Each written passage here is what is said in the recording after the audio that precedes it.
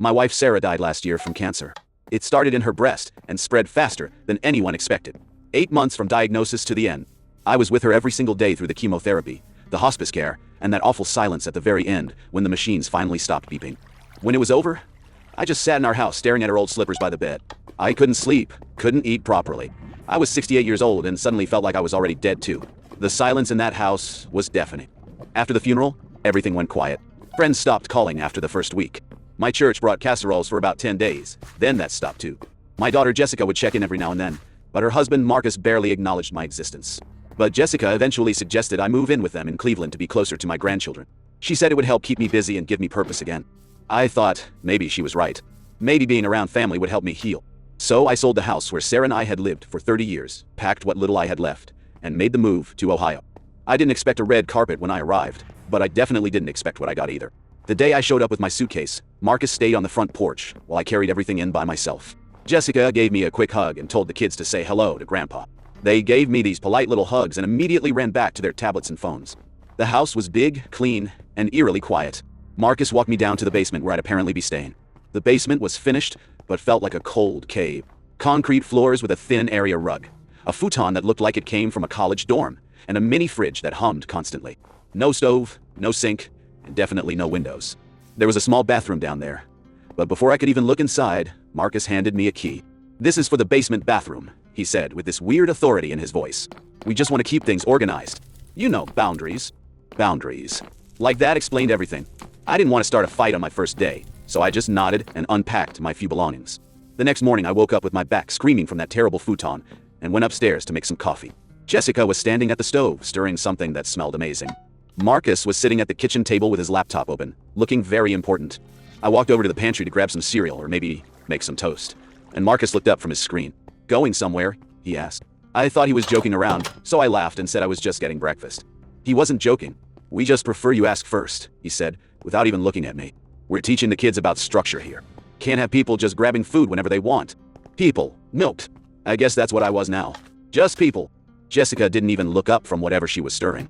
She just kept moving that spoon in circles like she was hypnotized. Then she said the words that still echo in my head today. "He's right, Dad. You're not a guest here. You're a burden." I swear she said it so casually, like she was reading ingredients off a cereal box. My chest felt tight and I could barely breathe. I just nodded and walked back downstairs to that cold basement, and that word kept bouncing around in my head all day. Burdenite. My own daughter called me a burden. From that point on, I kept quiet and stayed in my designated area. I ate whatever I could afford to order on my phone since apparently asking for food was too much trouble. They never invited me to family dinners. Sometimes I could hear them all laughing upstairs while I sat alone with my microwave meals. Occasionally they would text me asking if I could pick the kids up from school or help fold laundry. I always said yes, even when Marcus would roll his eyes because I didn't fold the towels exactly his way. Even when they had dinner parties and pretended I didn't exist in their house. One night, Marcus asked me to move my shoes to my area because the kids were supposedly tripping over them. They were lined up neatly by the front door like shoes normally are in a house. Another night, Jessica asked if I could cut down on the walking noises at night because it was disruptive. I had used the bathroom twice, wearing socks, trying to be as quiet as humanly possible. Every day felt like walking on eggshells in a house where I was paying rent to be treated like an unwanted pet. The final straw came when they announced they were going to Myrtle Beach for 5 days. A family vacation, they called it. I asked if I could maybe tag along and pay my own way, thinking it might be nice to spend time with my grandchildren outside of that basement. Jessica said it wasn't the right time. Marcus said they needed some nuclear family bonding time. Nuclear family. As if I wasn't actually related to any of them. I offered to watch the house while they were gone. You know, be helpful. Marcus just shrugged and said I'd be there anyway, so sure. That Saturday morning, they packed up their SUV with suitcases, beach toys, and coolers full of food. Right before they left, Marcus came down to the basement and took the car keys off the little hook where I kept them. "Just a safety thing," he said with this smug grin. "Don't want you getting lost or anything." I asked if I could at least walk to the grocery store to pick up some food while they were gone. Marcus laughed and said they had stocked my mini fridge for the week. They hadn't. After they pulled out of the driveway, I opened that mini fridge, hoping to find the food Marcus had mentioned. Inside was a bottle of mustard that was probably older than my grandchildren, and a water bottle that looked like it had been there since the Clinton administration. That was it.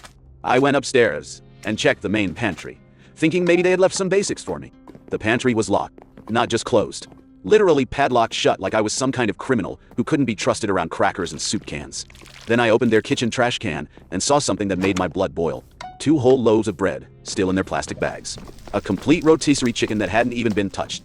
Fresh fruit and vegetables, all thrown away right before they left. They had thrown out perfectly good food rather than leave it for me. It was like a message. A reminder of exactly how little I mattered to them. I sat at their kitchen table, alone in that big house, and something inside me just snapped. I wasn't sad anymore. I was furious. Really, truly furious for the first time since Sarah died. My daughter, my own flesh and blood, had let her husband treat me like a stray dog. After everything I had done for her. After all those nights I stayed up when she had asthma attacks as a kid. After paying for her college education and her wedding. After being there for every important moment of her life. I didn't plan what happened next. It just sort of evolved naturally. I walked into Marcus's home office, the room he was always bragging about to the neighbors. He especially loved showing off his fancy home safe, like it made him some kind of big-shot businessman. I knew the combination because I'd seen him punch it in once, when I was helping him with his mail. 2007, their wedding year. 11, his old college jersey number. Inside the safe, I found some petty cash, 2 expensive watches, and a loaded pistol in a case. I took exactly $300 in $20 bills. Nothing else. I didn't touch the gun, or the watches. I left a note in the safe. You took my keys. You locked up the food. I'm not your hostage, I'm not your child, and I'm definitely not your burden. I called a taxi, paid cash, and went to a cheap extended stay hotel across town. It smelled like cigarettes and industrial carpet cleaner, but I could breathe freely for the first time in months. That night, I had a real dinner. A burger, fries, and a beer. The first hot meal I'd enjoyed in weeks. I slept better on that lumpy hotel mattress than I had on Marcus's basement futon since the day I moved in. The next morning, I opened my laptop and called my lawyer, the one who had helped Sarah and me set up our wills years earlier. Here's what Jessica didn't know. Before Sarah died, she had pulled me aside and told me to set some money aside for myself, just in case things went bad with the family after she was gone. Sarah never trusted Marcus. She had this look in her eyes the last time Jessica visited with him, like she could see something I was too grief-stricken to notice. I had listened to my wife's advice. We had $140,000 in life insurance money, and I had quietly moved a significant portion of it into a separate account that only I could access. I used part of that money to buy a small duplex in a working-class neighborhood in Cleveland. One side for me, one side for someone who actually needed help, instead of someone who just wanted to use me. I met Linda at a local food pantry, where I had started volunteering. She was a single mother with 2 young boys trying to escape an abusive relationship. When I offered her the other half of my duplex for $1 a month until she could get back on her feet, she cried and said nobody had ever done anything that kind for her. Meanwhile, Marcus left me furious voicemails, demanding I come back and explain myself before he called the police. I texted him back one simple message. Call them and tell them why you took my car keys and locked up food like I was some kind of animal. I never heard from him again after that. I blocked both their phone numbers, but that didn't stop them from trying other tactics. About 3 weeks after I moved into the duplex, I noticed Jessica's gray SUV parked down the street. Not right in front of my house, but close enough that I knew it was surveillance. 2 days later, I found a photograph in my mailbox. Date. No return address. It was a picture of me and Linda's boys sitting on my front porch, helping them build a birdhouse. Someone had written across the photo in black marker, "You replaced your grandkids with trash." The next night, someone slashed all 4 of my tires. My neighbor across the street said he saw a man in a hoodie sneaking around my car around midnight. Said the guy had a noticeable limp. Marcus had knee surgery the previous fall. That's when I decided I was done playing defense. I went to a new lawyer. Not the elderly gentleman who had handled simple wills for Sarah and me. This one was younger, sharper, and specialized in family disputes and financial crimes. I told him everything. How they had treated me. How they had tried to control my access to basic necessities. How they had essentially abandoned me without resources. I had photos, text messages, and that angry voicemail from Marcus. I asked one simple question. What can I do to make sure they never get near me or my money again? He smiled and said those were his favorite kinds of cases. We completely rewrote my will, locked it with a third-party trustee, and legally removed both Jessica and Marcus from every document that had ever given them any potential claim to my asset. Power of attorney, health proxy, everything. He even helped me set up a trust fund in Linda's name for her children's education. Just when I thought everything was locked down legally, Marcus showed up at my duplex in the middle of the day. I was watering my front lawn when he pulled up in his car like nothing had ever happened. He walked up my driveway with his arms spread wide, and this fake smile plastered on his face. "Hey, we need to talk, old man," he said. "I know you've been making moves. Trust funds, lawyers, all that stuff. I get it. You're angry. But we're family." He stepped closer, and I could see that look in his eyes. That fake charm he used when he was trying to manipulate someone. Then he said something that made my blood run cold. "You really want to leave everything to some random woman with illegitimate kids? You think that's what Sarah would have wanted?" I looked him straight in the eye and said very calmly, "You need to leave my property right now." He didn't move. Instead, he smirked and said, "I just came to let you know we're contesting everything. The will, the house, all of it. You're clearly not in your right mind. You've got a documented history of depression, right? We'll make that case in court." I stepped inside my house and locked the door. 5 minutes later, I called my lawyer and told him exactly what had just happened. My lawyer suggested we start building a case that went beyond just protecting my assets. If Marcus wanted to play hardball and claim I was mentally incompetent, we were going to show exactly who the real criminal was in this situation. He hired a private investigator to look into Marcus's business dealings. It cost me $6,000, but it was worth every penny. What we found was incredible. Marcus had been running some kind of consulting scam out of a shared office space. There were multiple civil complaints against him. One client claimed he had promised a government contract that never existed. Another woman said he had billed her twice for the same strategy package. When we pulled his financial records, it got even worse. Marcus had borrowed heavily against his and Jessica's home. They were completely underwater financially. Suddenly, their interest in my money made perfect sense. But the real bombshell came when the investigator discovered that Marcus had opened a credit card in my name. He had used my social security number and spent almost $8,000 on electronics, plane tickets, and restaurant meals. He had even paid for part of their Myrtle Beach vacation with my stolen credit. The bills had been sent to a post office box he had rented specifically to hide this fraud from me.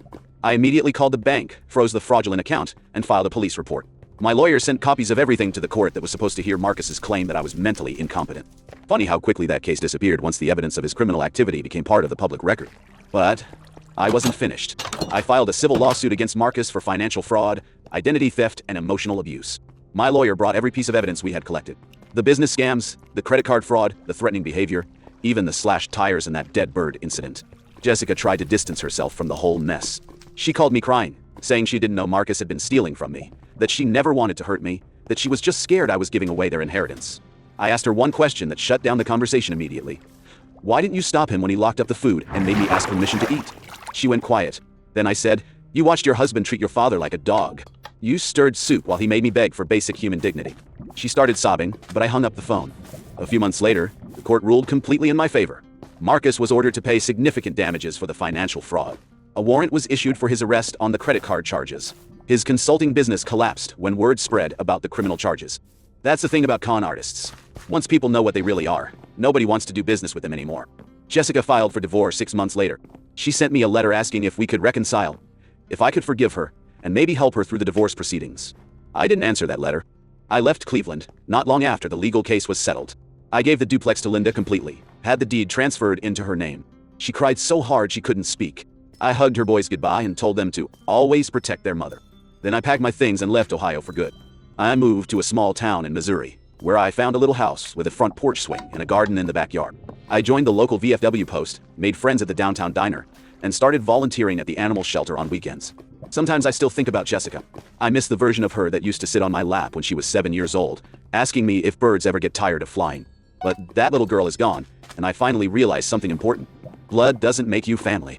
Respect does. And when you let someone treat you like a burden long enough, you start believing it yourself.